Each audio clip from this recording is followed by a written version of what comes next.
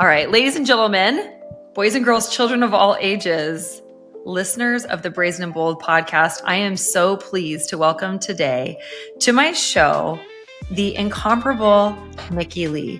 She is not only who I would consider now a personal friend of mine. I'm so lucky to have her in my sphere of influence and somebody who I consider a good friend, a mentor, and someone I really look up to. Nikki Le is a business coach and consultant who specializes in business systems, compensation, pricing, personal development, and establishing leadership team infrastructure. She's the principal of Nikki Le Consultancy, which is an education firm centered around employer advocacy, organizational structure, recruitment marketing, modern hiring practices, and digital onboarding systems. Listen up, guys. Nikki Le is an absolute badass. I'm so grateful that I was able to meet her just under a year ago. Her purpose is really bridging relational work dynamics between managers and employees. I'm so excited for what she gets to share with us today and for what we can learn. Nikki Le, welcome to the show. Thank you so much. I mean, could there have been a better intro? For crying out loud? I just need you to record that, take that out, and I'm going to post it everywhere as my intro to everything.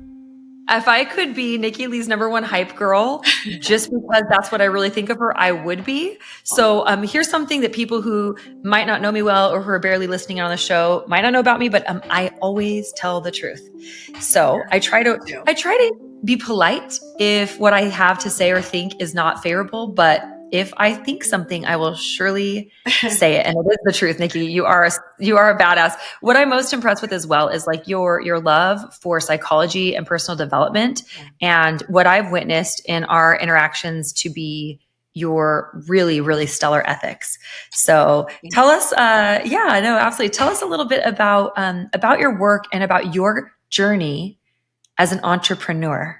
Okay, well, I'll keep that short because I am my least favorite topic, but I do want to say how amazing I think you are. From the first moment I met you, I actually was like, that lady is beyond well-spoken and can present almost anything. So what an incredible personality you have and a incredible spirit you have. It's so much fun being your friend. I just love it. So I was one of those kids. I'm going to go back into childhood. I was one of those kids that I was always planning. I was planning my future. I was planning how I was going to move out, how I was going to buy my first car, my first job, how I was going to make money for the summer, babysitting. I was that girl. So now I think it just came naturally to me because I was, I think you're born with certain personality traits where you just want to drive forward and do things. So I was always had this mindset of more overachievement. I'm very achievement driven. And so that kind of, I think, led me into the world of entrepreneurship more than anything, because I was always wanting to create solutions for things. I'm very solution oriented. Everywhere I go, I'm always thinking, well, can we make this a little bit better? Just like you do, actually. That's kind of why. Yeah. This is resonating, right? No wonder we like each other.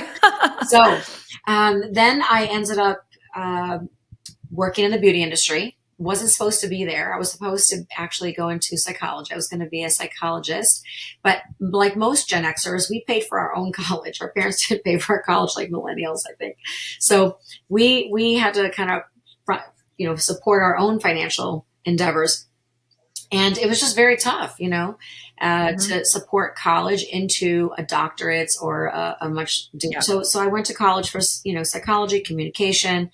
But I ended up falling to the salon industry, and that was really accidental, if you want me to be honest, because I really would be happy to have no makeup, wear my hair short with sweatpants. That's kind of who I am. But here I am living this life of representative of beauty.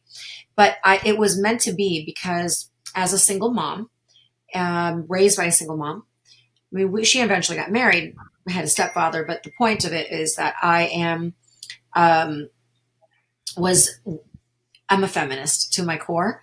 And so being in an industry that's 90% female, it became very natural for me to support that. And so I just discovered that poverty was a real issue in the beauty industry. Growth potential. Most of the workforce tends to be slightly disadvantaged just because they come from a bit of a vocational path. Yes. Not everyone, but generally speaking, that's the truth. So I just was called to it in my spirit to really help and support females who are under supported to be more supported. And I think that's what's driven this entrepreneurial path for me more than anything else. And I was just meant to be there, despite my, tomboyish ways. But Yeah. I was meant to be there, and this is why I think I've ended up landing in this exact path that I thought I was going to be in, which is psychology. And here I am helping women and business owners, not just in the beauty industry, really in every industry that wants to engage with me for it. I'm just a business student. I love studying business overall. So yeah, that's kind of how I ended up here.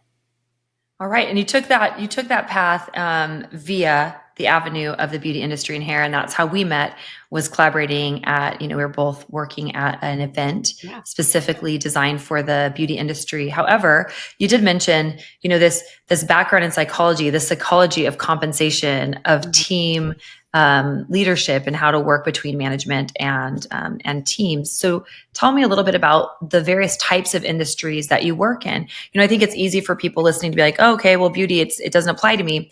Tell me, what are the industries that what your work is focused on can help? So the folks listening in can know, you know, who this could apply to, what you're going to share today about compensation structure and the modern way of doing business. Well, if you are if you're a business that is an employer, right? So employment relationship is, I think, applies across the board, from HR, employment management, leadership infrastructure, leadership task management. All of those things apply to any business that has people in it. And then there's also this other aspect of HR, human resource. And human resource, I love it so much because there is such a wonderfully straightforward and streamlined approach to people management and growing people and helping people to become protected in the workplace. I'm Yeah. very much an advocate, not just for the employer, but I am an advocate for the employee as well. And I think that in employment markets, we shift back and forth. We shift from being an employer market, which is kind of how you and I grew up. We grew up in the Yeah. day and age where a job was treated a little differently. Now jobs are treated a little bit like launching pads or temporary situations, or maybe they're looking for something more than just, am I going to get paid? That's not Yeah. necessarily what people are looking for anymore. And so if your business is service based, meaning you're providing a service to the public, and or you are having HR needs and considerations, you have employees or perhaps contractors or people that you are growing in your company, that's my lane. So my lane doesn't necessarily need to be in business, a beauty business necessarily, a salon. That's definitely my expertise, my specialty, because I understand the beauty business inside and out. Yeah. It's your background. Right. But I also understand service-based business more than anything, and managing teams and growing teams and all of the things, right? So for me, that's really, if your business applies to that, gyms, um, businesses that have contractors, anything like that we have, women, female owned businesses, setting up female owned businesses, anything in that vein, it's my lane. So Yeah. Okay. I love that. And I think that's actually very helpful. And just because I have had the chance to know you a little bit more personally too, and I can speak to and attest to your passion for the underdog, for making sure that people are treated with respect, compensated fairly, that they are empowered, and that the best interest of everybody on the team is cared for and nurtured. And I think that that's a really important distinction. And is this your baby saying hi in the background? yes, yeah. Awesome. We welcome all of our furry friends to the podcast. It's great. Hopefully, some of them are listening in. But I just think that advocacy and that passion is, I've seen it, and I've heard some personal stories about the way you showed up within your own team to support people who are, like you said, maybe starting off at a disadvantage to climb to a higher plane. So I think that your work has really made an impact for a lot of people, not in your own salon space, the businesses that you've run, but also in how you advocate and how you help educate employers and leaders to do better by their teams. Tell me, what are some of the biggest shifts that you've seen in HR, as you mentioned, from like the way it was when we were starting out in our careers, maybe 20, 30 years ago until now? What are the biggest shifts that you've seen in the dynamics with employees and team members and the needs in HR? So, I think I'm going to start with, hopefully this is not a negative vibe to start with, but I think it's important to say out loud. I believe that there is this natural mistrust built into the employment relationship due to maybe unscrupulous business practices from an employer standpoint to an employee from the histories in the past. Like, Yeah. I mean, from minimum wage, when we first started minimum wage in the 1920s, all the way up to developing all of these laws that protect employees now up to now. I think an employee approaches an employment relationship with a little bit of mistrust, that they feel that they have to, is the owner of the business being fair to me? Are they oppressing me? Are they controlling me? Are they, all of these kinds of things. That was not as prevalent, I think, when we were younger in growing up in our industries. In the beauty industry, when I was 18, 19, 20 years old, I found that if an employer told you to do something, you kind of did it, Yeah. and we didn't argue it. We didn't even question it. We didn't threaten to leave or quit or anything. We might have grumbled about it quietly, but we didn't say no to it. And we were willing to work. And I think what influenced our generation. So there's a lot of shifts. And one of the major shifts is that I would say that we are in an employee market versus an employer market from back in the 80s and 90s and even the early 2000s. What that means is employers are operating at a somewhat of a disadvantage in the marketplace. And, just like a real estate market, if you're a seller or a buyer, one of those markets is somewhat disadvantaged because of the market. This is why employers have to recruit differently. We have to compensate differently. We have to have different motivators. And then on top of everything, there's generational gaps. So this generational gap distance from a Gen X to a millennial to a Gen Z, we were influenced differently. The way I was influenced was work as many hours as you can, burn and churn, and do as much as you could in order to make more money. Nowadays, the younger generation, they view that as, that's not how I want to do it. That's Right. not of interest to me. And I want a new way. And it's forcing us as leaders to kind of think our way through how we're managing this younger workforce. And then you add the pandemic, and then you add HR shifts from the pandemic and beyond that was already happening. You add the gig economy, the shifts of the gig economy, which is now people in service-based businesses tend to lean more towards self-employment these days. And so you have all of these influences, and then you add to it technology. So then those are just a few. So now all these influences are, in my opinion, impacting the marketplace in multiple different ways. And so now employers, unless you're really savvy to those things and address your people on that level, instead of still operating from the mindset of what we were trained and influenced by, we can't lead like that anymore. We can't run like that anymore. We can't compensate like that anymore. We can no longer just say we're paying you minimum wage and that's what it's going to be. We have to be. You got to work your way up. I paid my dues, right? And right now, to that point about the generational changes, that in no other time in history have so many different generations been in the workforce simultaneously. So we have people in their late 70s working with people all the way down to 17 and 18 years old, all within the same organization at this point. I know in my team, up until recently, someone just retired who was 70, and we have people who are also 17. Right. And that's a massive spread on, like you mentioned, you touched on what motivates this demographic of each generation. What is their motivator? What's their work ethic? What are the standards that they're used to? What kind of leadership works for them? We have such a wide swath of that right now that, as you mentioned, it takes a lot of intelligence and leadership to be able to motivate each individual demographic and make cohesion within the team. Absolutely. Let alone what used to work. You said we can't compensate like we used to. Okay, you can try that, but what kind of results are you going to have? What are you seeing with people who have refused to adapt, who maybe are lacking these modern skills? What are you seeing happen to their businesses? So employees more than ever want to align to companies, not just for compensation, but also for purpose and mission and drive. And so if they don't feel a sense of fulfillment and happiness in their workplace, and again, I'm generalizing, but overall, I'm seeing a bigger shift towards employers have to start to see that they need to help people see the alignment for them to have long-term retention.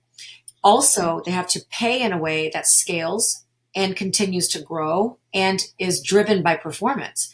So they expect performance, but they're not paying to performance. They're paying in a rigid or static way. You're never going to get high levels of performance, or not never, but I don't like to use those kind of words, but very rarely are you going to have that happen.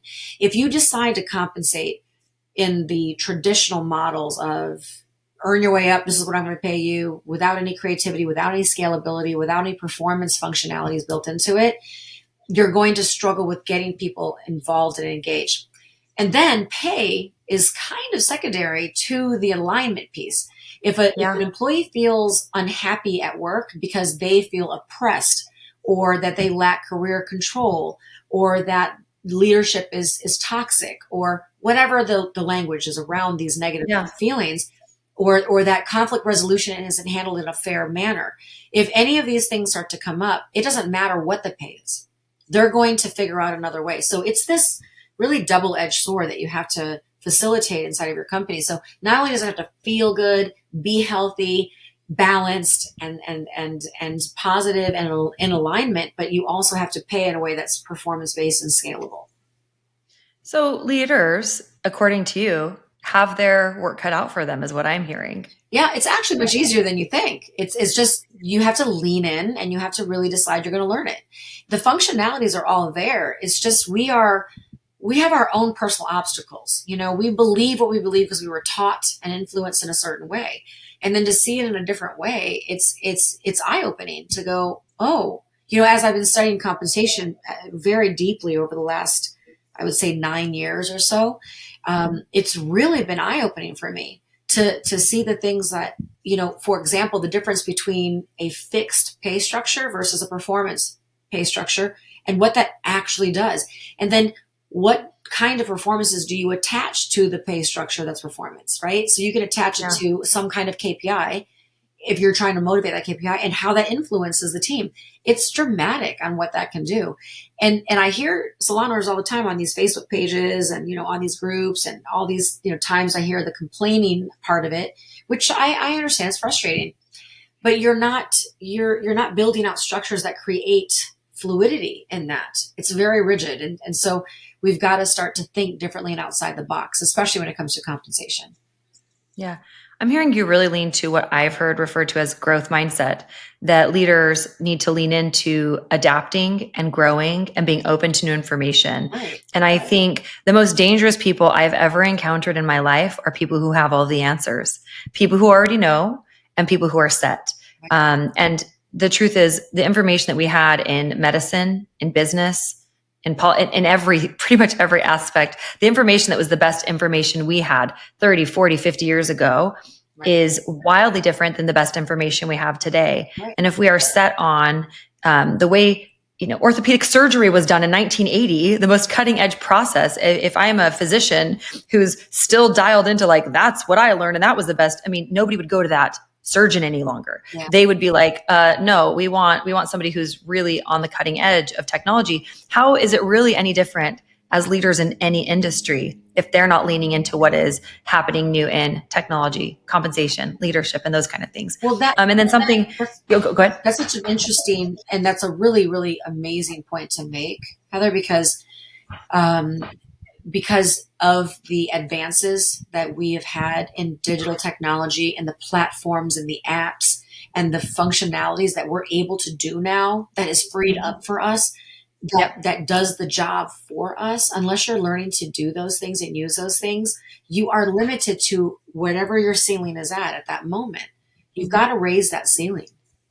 Yeah, always. I also compare it to the world is being by the moving sidewalks. If I'm standing still next to a moving sidewalk, everybody next to me is going forward. I'm actually in effect backwards now. If I'm not continually moving forward, I'm actually heading the wrong direction. And I think that that's the case with everything. And then something else you touched on to really lean into this concept of growth mindset. It sounds like that's the way to the current employee demographic or contractors. Like they need to see a path for growth is what I'm hearing, as far as compensation being creative, being scalable. All those things mean I'm not static. It's not just about tenure. It's about my performance. And if I know that my performance will trigger a raise in my income or in my capacity within a business, that's a growth opportunity, right? So, what are the biggest ways that you're seeing leaders implement some of these concepts that are yielding a desired result? Like maybe just a few of some of your maybe people that you've consulted recently, or some things that you've seen about in all your studies. What are you seeing as those best practices or like biggest takeaways? Well, I would say that I've seen very successful owners who lean into this kind of concept get out of the mindset that there is only one right way. So for example, I do flat rate commission. That's one way, right? That's kind of the old way of doing pay. And it's still so prevalent. Everybody is still so stuck on this like flat rate commission. Not knocking flat rate commission. Flat rate commission is fine for certain things, for certain scenarios or certain situations, but it is not the most advantageous way for when you have somebody that's an overachiever or an outperformer. And so when you are developing methods that are unique and more personalized, it's kind of like, it's what direction do you want to face, right? So it's do you want to face the direction where you are going to personalize and customize structures for your people because as a leader, you want to serve their needs? Or do you want it to be the other way where, back in the traditional methodology of leadership, it was stick to your vision. If your vision is this, then stick to your vision and everyone has to acclimate to it or they're off the train, right? And so that is changing. No longer do you have to be of the mindset that you just say, nope, this is my vision and this is the way I do it. And this is the way it's going to be done, whether you like it or not. And it doesn't matter what you need, right? It's allowing for customizations and personalizations to happen. It's allowing for personal growth paths to happen. So get customized with it. Start to recognize who is, developing bigger contribution within your company. Whoever those people are, leverage them. Get them involved in different ways, especially through compensation is a powerful tool to engage somebody who's contributing at a much higher level. It's not the only tool, but it's definitely one of the best tools. Right.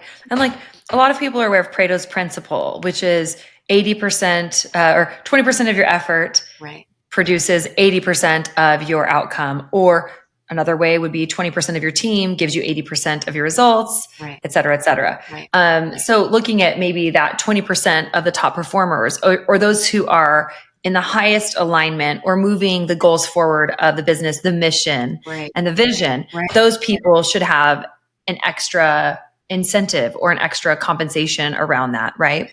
What kind of things are you seeing? Whether would it be bonuses? Would it be ownership stake? Or what kind of things are you seeing that are creative ways that are really speaking to the modern market and the current employee? So many things, Heather. So for example, one thing would be in the past, we would have one commission structure, right? In a salon or in a business with a service-based team. Instead of having one now, really looking at having 5, 6, 7 commission structures in a business is much more advantageous for a business owner to do. Doing the work to build them out already with performance-based commission structures, like instead of flat, rigid commission pay structures, instead freeing it up with creating something called progressive commission structure. Progressive commission structure, a sliding incremental, allows a commission percentage to float up and down depending on production, let's say, or whatever volume, sale, whatever you want to measure. So that's an example of one way that you could adapt a more personalized approach, where you can show your team member that, yeah, you might start at this pay plan, but then if you do this, you're going to hit this pay plan and you're going to be promoted. So never underestimate the power of giving a promotion to the team. That's one of the biggest leadership powers you could hold in your hand as a leader, meaning you give them the ability to say, I will promote you if you do this. That is like a really powerful tool. Another thing would be, for example, bonus structures. So there's signing bonuses, there's retention bonuses, there's training bonuses. And by the way, training bonuses are an enormous benefit to training programs, which for a salon as you're training skill, or any business that trains skill, one of the big problems that people have when they're training skill is, well, what if I train them and they leave, right? Yeah. So that's one of the things that you can be afraid of. Well, retention or training bonuses really offset this challenge. So utilizing this kind of methodology is very helpful to implement for those issues. So these are like things that you can do to help solve some of those problems. Another thing would have what we call a new hire strategy. A new hire strategy means that you would have multiple entry points for an hourly rate, because most employees that come into a service-based business, is going to have to be provided an hourly rate in the beginning until they can prove themselves that they can produce. So that hourly rate should be different depending on what that candidate is bringing to the table. So if they're bringing a book of business, more skill, more experience, and a higher ability to contribute, then they should start at a higher hourly rate. But how do you assess that? So then you have to build a system of how do you assess that, which is, again, sounds hard, but it's very easy to do. So these are just some of the ideas around creating more creative compensation structures that help the business owner have powerful tools that really resolve a lot of challenges along the way inside of what they're doing inside of the company. Yeah, thank you. I think that those specifics are really, really helpful. When I think about people who are looking to attract or retain top talent in whatever their service-based industry is, sometimes it's like everybody has to start at ground zero. Yeah. Well, if someone's coming, for example, like with my skill set, if I look to relocate or if I'm doing something different, I would never consider going into a new space as a new person in that market and think that I would start at the beginning. Right. Not because I'm too good for it, but because it really would be an insult. It doesn't suit you. It doesn't even make sense, right? And so thinking about that, like in a recruiting way, and then how to give somebody an opportunity to prove themselves and scale what you're offering to them as a result. I remember talking to you briefly, and we can strike this from the record if this is secret sauce. Okay. But we're talking about trying to attract somebody with an established clientele or book of business in my business. And as we talked to you about that briefly, you said, hey, like one of the things you can do instead of saying, oh, if you've had X amount of years of experience, we'll give you a signing bonus. Right. Well, maybe instead say you get paid X dollar amount per person from your book of business that shows up into our space. That's right. And that was just like, oh, what an aha. So there's really no cap. There's no max or threshold to what that person could bring into their own business. So to me, that's like blue sky. Yeah. And that really speaks to a lot of people right now. They want to know, I can always keep growing. Why would I be here? Why wouldn't I go out on my own and have unlimited potential if you're going to put a cap on my commission, on my bonuses, et cetera? So remember you recommending making it tied to that metric specifically, like each person that you bring into our space, you will get paid X amount for. And I loved that. I thought that was like a very that was pretty straightforward. Yeah. And something just kind of simple rather than, hey, you look like you have 10 years of experience. Right. Here's $5,000 for just saying so. Right. And I personally, as a newer business owner a few years ago, made the mistake of having somebody who had an incredible resume, 20 years of experience, had already owned their own business, but was relocating, like all these things that made them look like they were a prime recruit, only to find out that their skill set, however they were able to build their business in their other market. And I will leave this very, very top level. I don't want to insult this person's interpretation of good work, but I remember realizing what they said they were capable of and what their actual results were. There was a massive disconnection. Yeah. They did have the 20 plus years of experience. They did have all these things on their resume. Their skill I would have matched at an entry level versus someone with 20 years of experience. And I compensated them so disproportionately solely based on their actual not their portfolio, their resume and their work history. And it was imbalanced. It was really hard to backpedal from, to be honest with you. It's almost impossible. Right. And I think that what you're saying is really, really brilliant and so helpful. Well, I want to address that a little bit because this is kind of important to say. Here's the thing about every salon owner or every business owner that needs a service provider wants top talent. Everybody wants top talent with clientele. That's nobody wants a junior level with no clients. Okay. I don't want a brand new personal trainer who doesn't know anything and doesn't have anybody. Right. Personal. Yeah, right. Exactly. Even though it's important to have a growth path for those folks, it is not the same as bringing on a top talent. It is in the onboarding. And that's why onboarding is so important. It's in the onboarding. If you onboard someone that is junior level without a client needs skill training, etc., it needs to be assessed in a certain way. And then that path needs to be already determined. Somebody Right. who is a top level talent coach, let's say, coming on board with a coaching team is not going to come on board and go through the recruit's path. It's insulting. It's disrespectful to what they've earned and what they've done in their life. It's disrespectful. It's a waste of time, actually, more than anything. Like why would you waste their production time and yours on something like that? Right.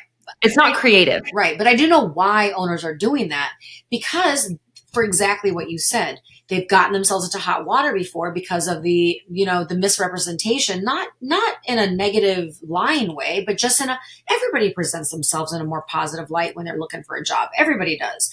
But there needs to be a better assessment of what that is before the pay is promised. And so you can certainly have, a retention bonus that's promised at the end, or you could have some sort of pay that after a 30 or a 90-day assessment or something like that. I think anyone can agree to that's fair. So again, I wanted to say that out loud because in retrospect of that kind of situation, I would not steer an owner to say, forget it, I'm never going to hire anybody top talent anymore. That's not for you to say, I'm going to shut that off.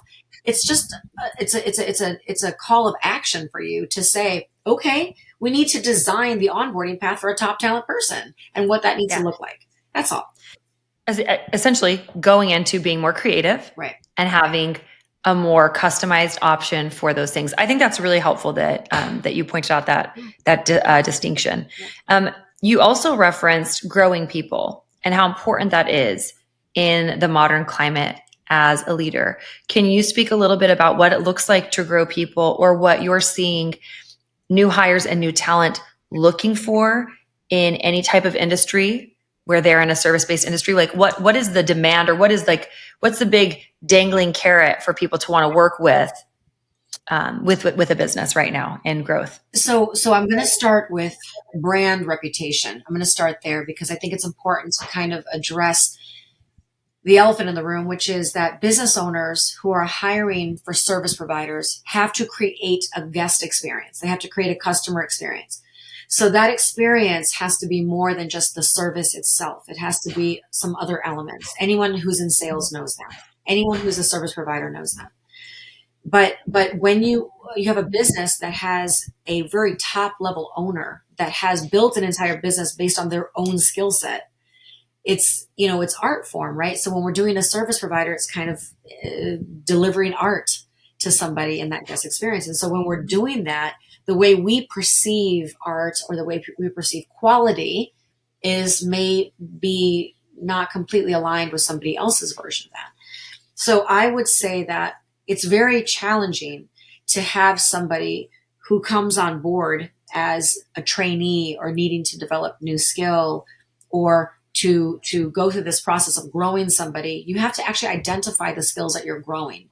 So doing interview processes with really detailed skill assessment in the categories. And I think that there's really 3 core categories to a successful service provider in any industry, really. And that's one is technical skill. So the technical skill is what I mean by the monetizable skill. It's the skill that people are converting to dollars. So when they're doing the service, what somebody's buying into, like do my hair for this dollar amount, do my personal training for this dollar amount, whatever that business is. And so that is one category. In that alone, there needs to be a robust curriculum and a process to grow somebody in that. You have to identify what needs to be trained, fill in the gaps, don't waste time on the stuff that doesn't need to be trained, and get them trained as quickly as possible so that they can produce at a higher level. And there's time to that, which means that you have to be willing to invest the dollars. So you got to just get over it and have enough funding. One of the things that I tell salon owners in their opening a new business, or other business owners that are opening a new business, is I just actually was coaching a person that is starting a school for adult mentally handicapped adults. And they're starting a school for that. So I'm coaching him through launching his business. He hasn't opened it yet. But one of the questions I asked him is, do you have enough funding to support? Because he says, I want top talent teachers.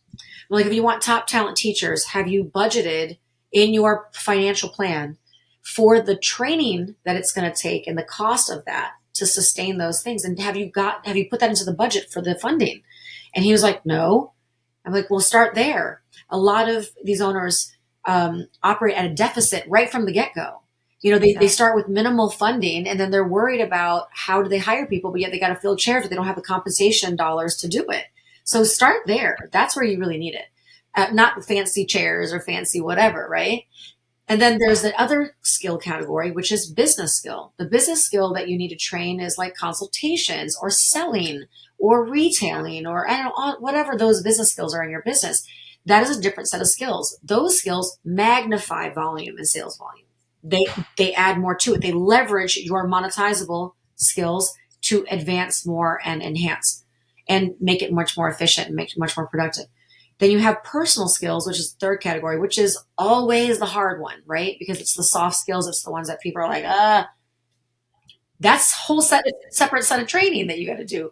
And such a misnomer to call it soft skills. Like, this is an added bonus. Right. This is icing on the cake. It's like we call the hard skill.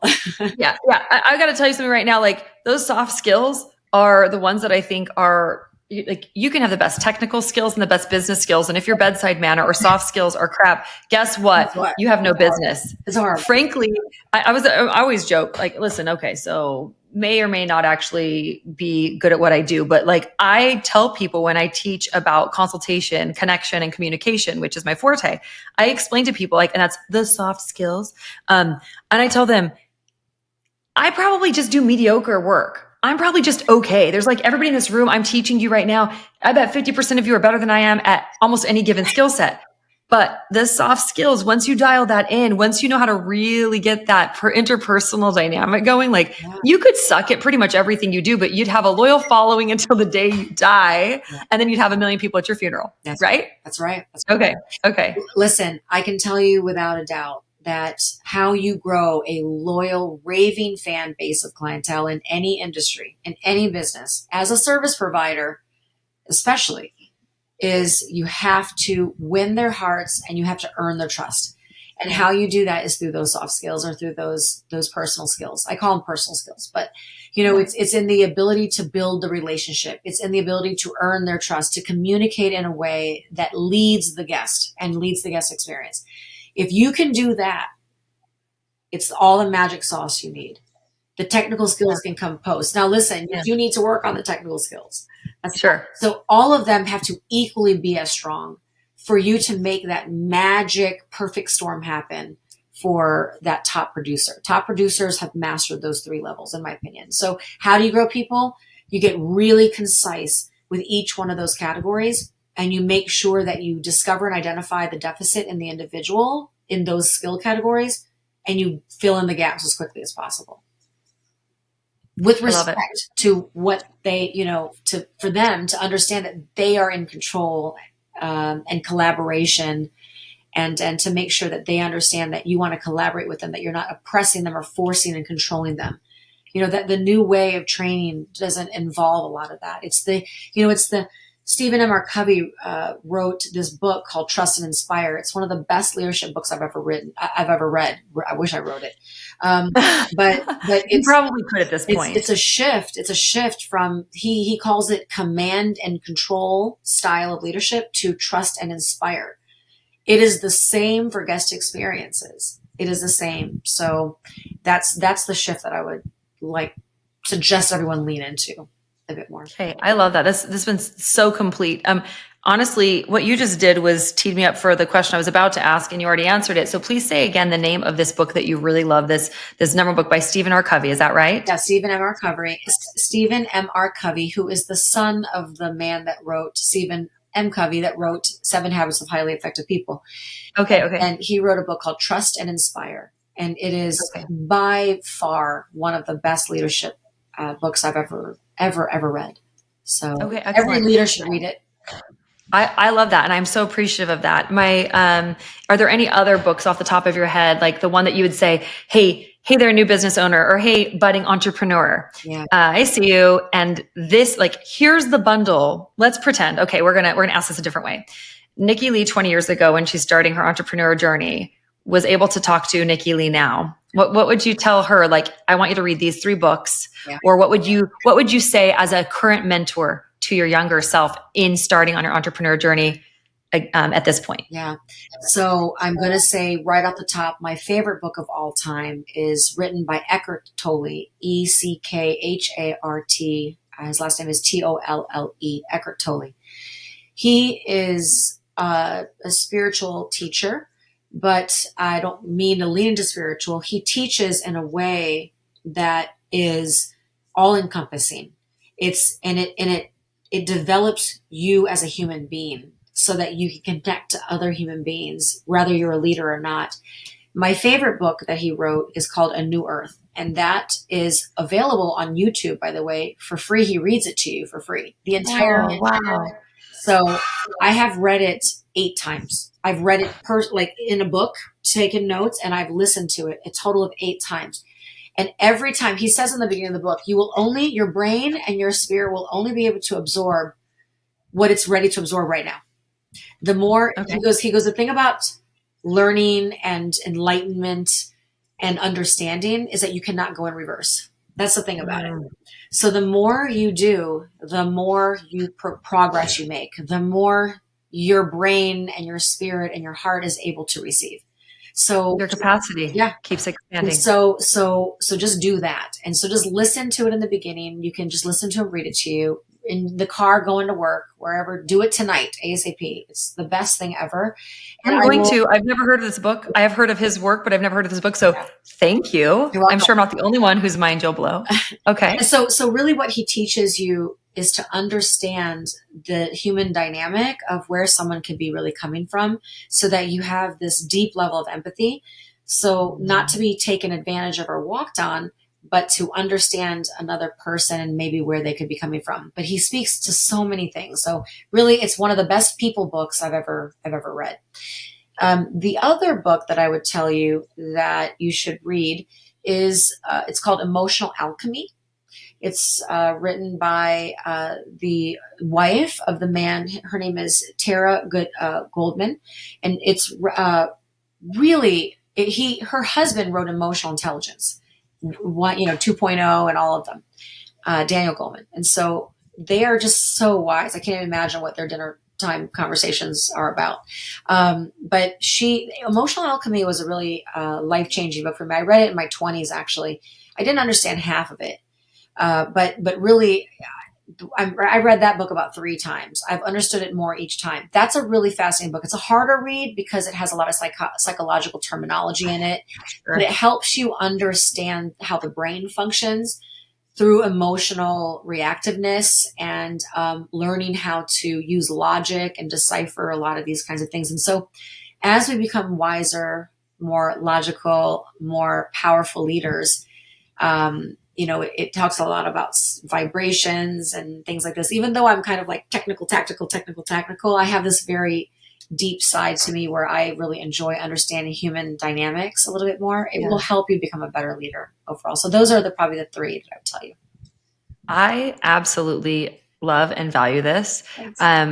I think what you touched on is really a holistic approach to leadership. Like, as you're saying, it's not like, I'm not trying to lean into the spiritual, just this happens to help you know how to connect with people better. And everything you were saying, I just kept hearing the word, like, it's holistic. It addresses the whole person and what the modern economy as leaders and as people who are looking to attract and retain clients, or also top talent, what is asking of us is to look at a way to nurture in a holistic way the growth, the potential, and the education, and really, taking from the very beginning of our conversation today, the overall well-being of the people that we get to lead through their career paths as long as they're with us. Right. And I can't imagine encountering a leader like you and not wanting to stay my whole career path with someone like you. So I think if the people listening today, whether they're a solopreneur or someone who is self-employed as an entrepreneur with no one working under them,